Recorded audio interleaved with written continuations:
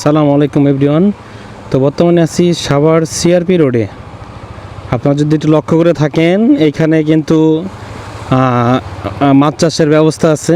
কেউ যদি মাছ চাষ করতে চান, আপনারা এইখানে কিন্তু আইসা লিজ নিতে পারেন।